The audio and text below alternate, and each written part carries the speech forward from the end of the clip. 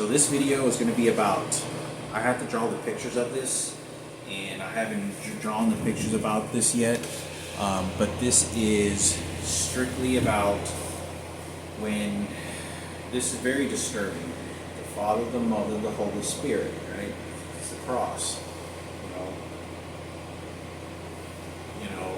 God that, helped me with this, evidence, and whoever the professionals are, and not just the professionals, but those that know family members, and distance friends. I don't know who they're letting watch these videos, but this video is, I am 100% confirmed on this when I say this, what took place in the house. I want to say I did draw a picture of how Frankie and Miguel were in the living room, and what happened was, we got invited to church with Miguel and Diana, and my mom has no idea that Frankie's been raped by this guy, and for the entire lifetime of living at that house. So what happens is, this guy, Miguel and Diana, there were like 2 separate times, and we went to this place more than once, because all this attention is going on, because they were the first rapists that I was around right after Michael Jackson and met his family, and so everyone knew about it, that this guy and his transgender wife were responsible. They never went to prison and never got in trouble. Police officers didn't want to put this, because then they put that on Michael Jackson, and the police officers in the fire department basically just kind of gave him a slap on the hand and said, get out of here. Just don't do it again. We'll just keep an eye on our teddy bear that he doesn't do a boo-boo again. Rapes the shit out of his 250-pound body, rapes the shit out of Frankie again. So, and Diana slap around and manipulate and cover, because Diana just covered up for him for 6 or 7 years, talking to my mother in the front yard. That's all that was going on. That's all that this person ever did. In fact, Diana, to come to think of it, as horrible as it sounds, Diana had more conversations with my mother as an adult than I ever did in my life.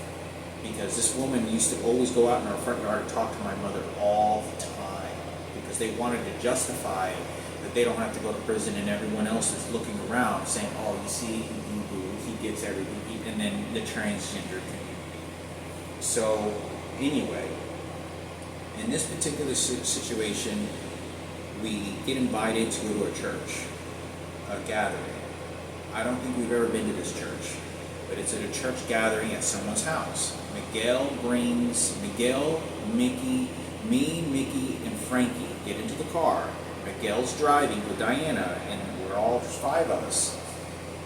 And their Pontiac old car, I think it was a Pontiac that they had. We get into their car, it was a white car. I can remember, I think it was a white car.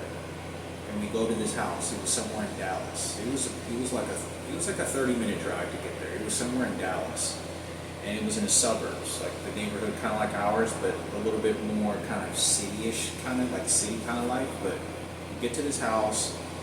I think it was a 2-bedroom house. It could have just been a 1-bedroom house, but I think it was a 2-bedroom house. We only were on the first floor, and we get to this house, and it's a church gathering. When we get there, I'm almost positive this was a transgender, and this person was like their late 50s. They had gray hair, kind of curly, long, and was a transgender that ended up her and her husband. This guy was like a white guy, white hair, blue eyes, white American, and they were really supposedly heavily into the church, and they had 3 kids living there. They were all between the ages of 12 to 17 years old, and I'm going to say I think there were like one was 15, one was 16, the other one was 17. The youngest could have been 14, but I say 12 just because I was very young. I was like 10 years old when we went there. I was like 11 years old when I went there. 10 to 11 years old when I went there.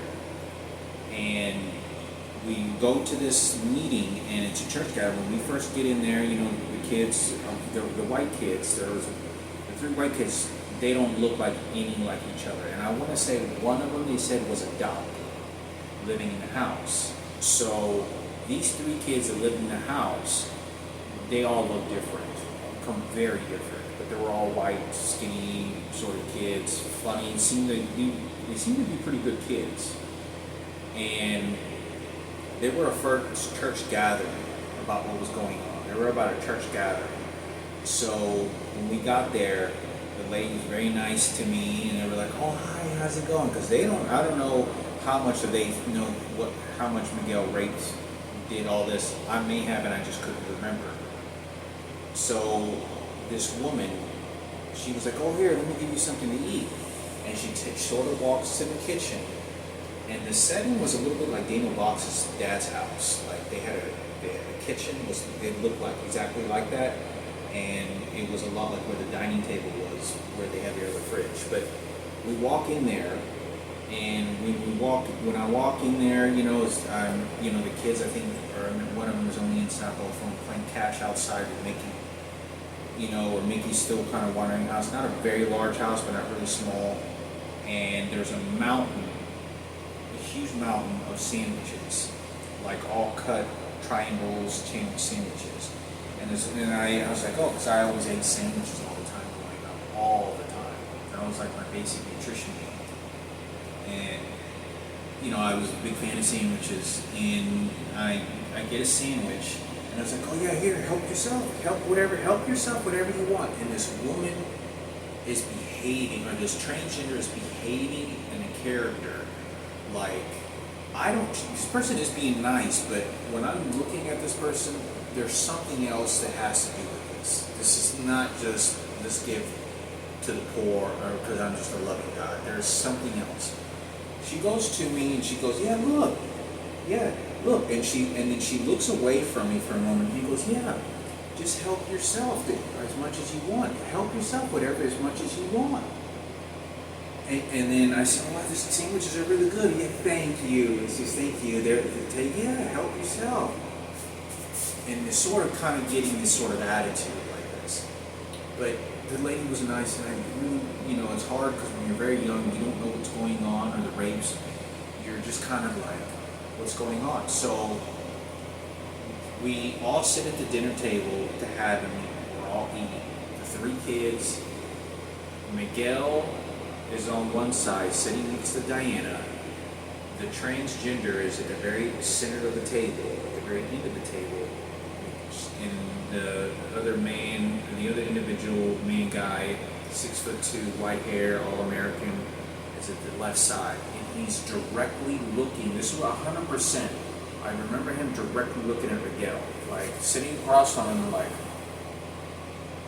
and you could tell it wasn't like a frustrated anger, it was like, you know how the gay community is, we're not supposed to do that. I have to show how to be a man again. That's exactly how he was portraying himself. And Miguel was just sitting there like this, like trying to play like he was just, I don't know, just like very dull to the situation. And we eat the meal. Frankie, when I look back at this now, how Frankie's behaving, I don't know why Frankie's behaving like this, but I don't know that this guy's done this. And like, can you imagine, because the reason I say this, they went after my biological father. They know that my biological father, if he shows back up to my house and they know they molested me, you have another protector. It's not going to be the gay community claiming that they're the heroes, like they were doing this the entire time. And that wasn't the fucking truth. The truth is, excuse me for talking like that, I don't mean to say cuss words, I'm not trying to say cuss words anymore. And this guy is, when everyone starts laughing when I talk about that this guy, they were talking about a ghost story, Diana. She said she had a real terrifying nightmare. And she said that she had a nightmare of went to sleep, and she was just absolutely terrified. Like it felt so real that she was there. And this is a conversation of sexual molestation that she's going to, I believe, that she's using to justify Miguel. Because that's her husband, you know, the transgender, but let me get away with, right back and get away with this, feel who we're going to feel sorry for more. And that's what they do. And but anyway, that's a conversation said that we're all sitting at the dinner table, like, you know, at this rectangle table, and talking about stories and you know, the Bible verses. And she said she had this dream of that there was a devil that was with horns playing a flute and had horse legs that was trouncing in some sort of elegance, playing this jolly, taking this person to all these, taking Diana to all these places, and had a conversation and telling her, or had shared very little words, but was doing something with this person. And that's what she said. She woke up terrified. And right after she said that, there was a huge water bug roach that was up on a curtain that we just happened to see. And this kid, one of the kids was a really big comic. He was a real big funny kind of character. He was real funny. Everything with him was always kind of, he was a real comic-y kind of person. He knew how to say jokes and be a real funny person. And anyway, he shouts out all of a sudden, he goes, "Oh my God, look, it's a sign of the devil!" And, you know, it was a big nasty roach, water bug on a curtain. And everyone looked, and then everyone goes, "Ah!" and they screamed, and then we're all kind of laughing and squirking, and kind of because the way he did it. But when I'm looking at Frankie, he's behaving like, like that. Like he's like just participating because he has no choice. Before we actually get to the dinner table, or right before or was it right after the dinner table, we walk, and they arranged, without my mother's permission, they arranged a Jesus Christ forgiveness session, seance, with Frankie and Miguel. This is what they did, okay? Miki has no idea. Frankie is like 14 or 15 years old at this time. He's like 14 years old, 15 years old. He could have been 13, but I'm going to say he's about 14 or 15 years old. This guy, this white guy, arranged with Miguel and his transgender wife, and obviously Miguel, Diana agreed to it. 3 kids that they had no idea what's going on.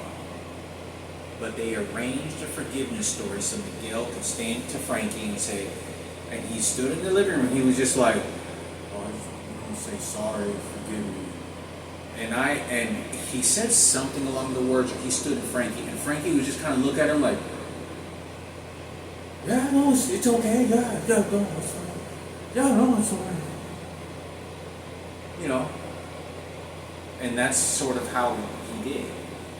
So I think it's important for me to talk about, because my mother has no idea, no one knows that someone arranged this white guy, blonde-haired white guy, who looks like he's playing police officer King Cooper, you know, another one different white guy, show up, and they set up a forgiveness seance for Frankie and Miguel to have a good dinner, and then use the crucifix and talk about Bible scriptures. And literally Miguel and like, I don't know if this guy, like, because we were leaving the house at night, and it wasn't quite dark yet, but the other guy kind of approached Frankie and kind of standing behind Miguel, and then so did the other lady, like, you know how about Jesus is, forgiveness. And so he was sort of doing that to Frankie. If we're all by ourselves, and then Miguel's like standing with Frankie like this, like, "Oh, I just want to say forgive me." This, whatever the situation is, I don't know. Maybe he's on medication, pretending to be. He's very smart. I've had conversations with this guy, and been around him when he's working as a mechanic on his car. I've been around him, so he's not stupid. He's smart. He knows very intelligently what's going on. There's nothing crazy. There's nothing confusing to what he doesn't know what's going on, like the way he physically looks like that. So for those that can explain that to my mother or whoever it is that's working with my mother, they arranged this. The church arranged this with Miguel and this white guy, and the reason I want to talk about this, so they arranged this to have a seance with I say a seance because that's kind of really what it was, or that's kind of what it felt like this spiritual seance of like forgiveness within the Bible, of Jesus Christ with Miguel raping Frankie, we make mistakes, it was kind of like that sort of theme to it a little bit. And I'm not trying to taunt Jesus, I believe in forgiveness, I'm not the professional, but whoever it is, like I said, I have forgiven the situation, I forgave people who molested me, raped me, because it helped me move forward. And I had no choice. So I think it's important because, they directly used this as a shovel ride for themselves, and they arranged it to put Frankie in that position. And Frankie was like, I can't believe that you're doing this to me. I can't believe that you're just, and the guy was like 6'2", and so was a lady, or transgender. So I want to say this because I've said everything I needed to say about this story, but understand that when this lady offers me sandwiches, she's referencing, I believe, something about my biological father. Because when they looked at me and they knew I'm very stern, and they looked at me and they're like, not this one. This one's different. This is not one of the, our members club. And we get away with, So this is around I think the time, I'm about 9 to 10 years, anywhere from 9 to 11 years old. I'm going to say I was about 10 to 11 to sort of get as close as I can get to I remember. And I want to say this because we were only at that house. We played sports outside, just playing catch. And that was it. We played catch for, 2 hours, and then we went inside, had dinner, and we left back into the car before it got too dark. By the time we got to the house, it was almost dark, completely dark. So when we left that house, it was like right in between the sun completely going down and completely night. So it was somewhere around that time between, the sun was already going down. There wasn't really the sun. It was, shady. It was not shady. It wasn't black at night. It was just dark. It was not dark, but what do they call it? Like dusk or something, I think they call it. Like early in the morning, kind of like that. But so I think it's important for me to talk about because my mother would probably want to know because they arranged the church to do this to Frankie, my mother, in secret. And this guy's the one that approached Frankie, like I'm standing behind Miguel, like. Yeah. Spirit. Like, have you ever been around people that sort of do that and use that form of manipulation? That's exactly what this guy was doing. And he was standing like within a distance of Miguel.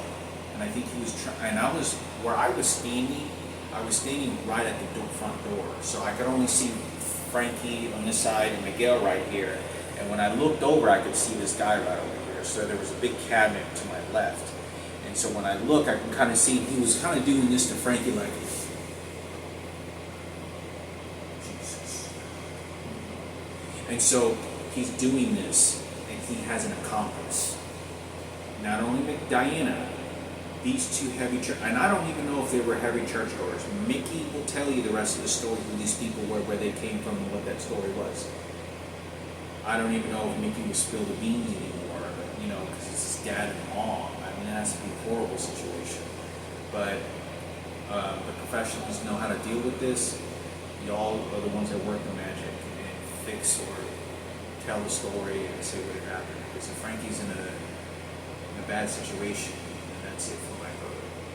And I want to say that these things happen to him on behalf of his life, because no one else will or did. And they try to erase him so they can get their credit over to this team and that family and that family and that family. They just kept on going for Keno. Not his 7 out the beat FM. I was DJ Keno, how he gets down with head crack, and not 7 out the beat hip hop because he's hip hop. So so that's the story. I get this impression when she was talking about the sandwiches, it was something about my biological father. So I know they went after my biological father 100%. 100%. You know, they had to want to put him in prison, set him up, and make his life a living hell, because he was going to be a potential, maybe I want to go see Hector, maybe I want to go, and there's other situations. See, obviously, Michaela, this is going to be a story about you as well. You need to be watching. Michaela, you know the story. I've never met my biological father in all these years. I don't know if he's still alive, but that's more reason to believe there were groups of people that knew who my biological father was and went after him because they wanted to feel sympathetic and sorrow for Diana and Miguel, especially Miguel. Everyone was, let's feel sorry for the teddy bear and Miguel. Everyone was. Everyone was showing compassion to this person. Everyone said he made a boo-boo. I'm not kidding you. When I talk about this, there was like a miniature gas leak or fire in our neighborhood. And I saw with my own eyes how the police officers showed up for a moment. And the fire department showed up. And they were just doing, go back in your house, you made a boo-boo. You're a guy. You don't do that to little boys. But it was basically just like this, like, just do a little boo. That's what it was. Miki will tell you he didn't understand why. Miki, I want to say, I'm pretty sure he saw this, and it's very likely he did because we were standing outside, where he looks to see that his father and mother keep going and running into the house, like they don't stand outside, like they're being chewed away. And it's like the police officers stop by for a second, you know, and talk to the firefighters. And there were with the sirens on. This is about 8 o'clock at night. It's dark time, and I talk about that the police officers were playing kind of we'll shoo away the little monster in his house to make sure he doesn't just misbehave again. That's how they were behaving. So the police department, Frankie watches this. Miguel was right. Miki was right there. So Miki will be able to tell you and be like, yeah, I saw my mom and dad being shooed away from the police department and firefighters, and I didn't know what was going on because he didn't know at that time. But I bet you if he recognizes it and he hopefully remembers, he'll be like, that's why my mom was, because he doesn't know Frankie was right. He doesn't know any of the situation. So I know he was always a really good kid. So you do what you want, you say what you want, you know, fix whatever you want. If it's too late, it's too late. But I think my mother and Julian want to know. Julian would want to know, and I do this because I believe in God, and I think that it's important to say that something happened to Frankie's life other than the profitable gain that some of these monsters had already done with, you know, the twins and the house they gave to my mother and to take over the dad's house. The horrors of suffering just to survive, because they're putting him in a severe mental situation beyond anything you can imagine. Nobody knows how bad monstrous this was, and there was hundreds of them. They're all working in teams. Teams, and teams. Going against Frankie, training him like their dog. School, contacting, you know how gossip happens, the bus driver, the grocery store, that neighbor, Rosie, oh, that neighbor, Stevette, and it goes like, I mean, let me tell you, Stevette found this out, and he lived 15 houses down the street. He lives right in front of the White House, like 2 houses away from the White House. This is with this big 270-pound bodybuilder. How did this guy didn't even know who we were? Like my dad, I don't know if my dad gave him a job once. It was him that my dad gave him a job once, or tried helping him, and I don't know, he didn't like it, or he was real lazy at work, or just didn't want to do anything, and he ran him off, or it was someone else. But my family, my dad didn't like talking to a lot of people, and he was sort of kind of my dad was very much to himself. It was just family. This guy, how did this guy 15 houses down the road find out about it? And coming over as and he eventually does something to Frankie, which is I talked about in this, I'm like 90% sure that he did. 95%, there was all the evidence, the smell, the candy, him sneaking Frankie inside the house, you know, Frankie acting crazy and looking when I'm looking at Frankie's face at this guy. So that's what I want to say about this situation. That's what happened. You know, my mother is barely going to be able to explain to you, not just vocally words, but what was really happening. The teams of homosexuals and transgenders just less feel let's go after Hector's dad. He's a straight man. You slept with because they tried to use, in my opinion. You can make your own opinions if you want, but in my opinion, they knew that my dad slept with my mother. My mom was very young. My dad was like my biological father. He showed up and talked to my mom, and he visited me, and I talked about this. He was like 25 years old, or like in his it could have been 27. He was like 25 or his early 20s. My mom, I didn't know they were intimate, was like 14 years old. So the fact that my mom was like 13, 14, or 15, she slept with my father, and I was born into the world, do you know what happens? Guess what? If he got away with it, thinking that, he slept with a 14 or 13-year-old, girl, how come Miguel can't get a little boy too? If you got to take him to prison, you also got to put Hector in prison, because the community knows what's best, right? Look what that monster straight man did compared to how he was. This trade emotions and exchanges. We're going to put Hector in prison because he could show up in the picture. They don't want him to. Nobody, the gay community, Michaela, you want to know about this, they will come over to me. And when they do that, they know that he might find out that maybe it's time to lessen me or did something. So I don't know what the situation, but they wanted to throw him out of the picture. It was other people that did as well and shun him. So they did it when I was 25 years old, working at a Main Square. It's maliciously attacking the situation constantly. Standard register as well. Everybody, they had set up profiles of my entire family. Who did rapes and who gets away with what, and then persecute me and put me down just for Michael Jackson, our leader, the gay leader. Let's feel sorry for Miguel. Okay, keep quiet for Kenneth. He's a gay member for the transgender, for the radio. He's one of us. Help kid crack it, and it just goes on like that. So hopefully this video helps.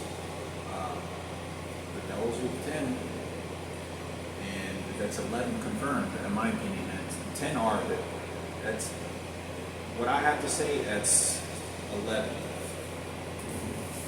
1, 2, 3, 4, 5, 6, 7, 8, 9, 10, 11. Between the ages, all these names, from the age when I was 5 years old to the last person at VFW when I was about 11 to 12 years old.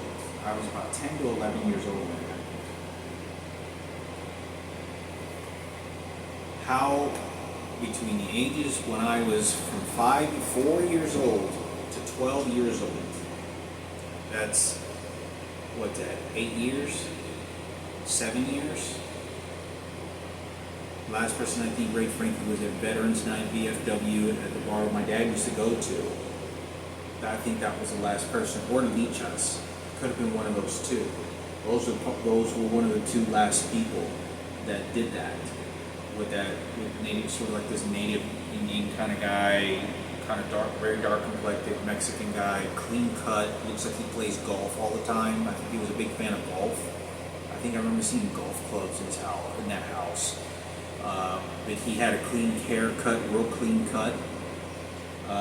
He looked like one of those white people that he was trying to make an image of himself for, being the Mexican version of it, in a convertible, driving with his, golf clubs and in a golf course and playing golf, and wearing the classic polo shorts that are white and a dress polo t-shirt, and with some like loafers. They were very popular with golfers back in those days.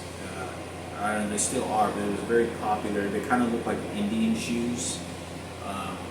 They're sort of Indian, but they're all like brownish, like a brown color, leather, made out of like leather. So anyway, I think it's important for me to talk about. You make it whatever you want. Hopefully hopefully this helps. And yeah, they set that church up, on Frankie. I know that God, we all need God.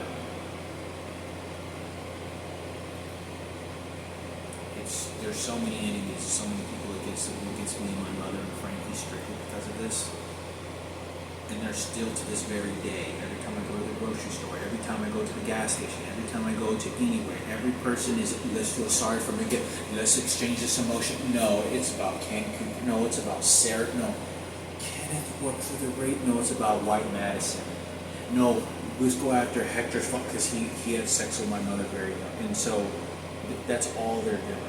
So that's what I have to say about that. So that's 11 fully grown men in a 6 to 7 year period. 7-year period. From the age, when it first happened, I was 4 to 5 years old. The last time it happened to Frankie, I was about 11 years old. I was not 12 because my dad committed suicide when I was 12. The last person was when I was 11. So that is 6 years. From 4 to 11, 5 to 6 years. In a 4 period of 5 to 6 years, you had a confirmed from me that is saying this 11 homosexual rapes that targeted Frankie, and half of them, nearly half of them, targeted me, or not half of them, but pretty close to that, targeted me as well. And we're going to 11 fully grown men.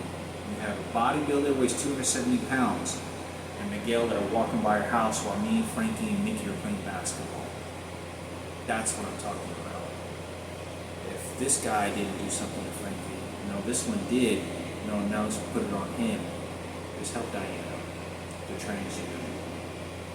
So, whatever the circumstances is, it was only coming from him. It was only the transgenders and gays that did this. It was all of it coming from them. Protecting, feel sorry, go after Hector, go after Celestina, and go after Frankie, and go after the family. And that's all they did. So, every time I pick up the crisis line, please understand that every time I pick up the crisis line, they're going into the deep details of persecuting me and training me.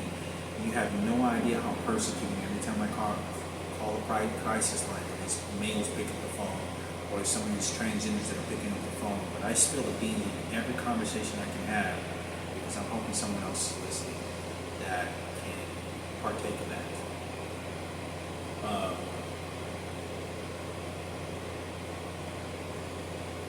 11 fully grown men to a little boy, a teenage boy. 2 bodybuilders, 2 huge guys to let you know that let it happen, let it get away with it. And Frankie knows that these guys, the police officers and firefighters are demonstrating this in front of Frankie. Look who we're helping. Look who we really care about. You should be going to prison. And Frankie could tell that they know something about this. Keep Frankie quiet. And that's what they're doing. And I was there. I saw this with my own eyes. I was there. Miki was there. Miki will tell you he didn't know why his parents were. He knew something was weird. He knew something was going on. But he didn't really think much of it. But he now knows why. Because when he found out this had happened to Frankie, that was why. Because that's the police department, the fire department that did that during their time to do that to Frankie as well. Because let's feel sorry for our fellow gang member. What other gang members could have also done it. But remember, he's not going to prison and jail, and the time's gone. The time, all that, it was a long time ago, it doesn't matter. You see how now Michael Jackson and his family play a tribute to these police officers and these fire department and what they did? But they want to claim they're doing their job when I get 40 tickets after cancer, working at Advanced Graphics, working over a couple of other different job sites. You make your decisions. I'm not the one in control. I only talk to my mother. I mainly make other videos about this. I don't even let me talk to my mother.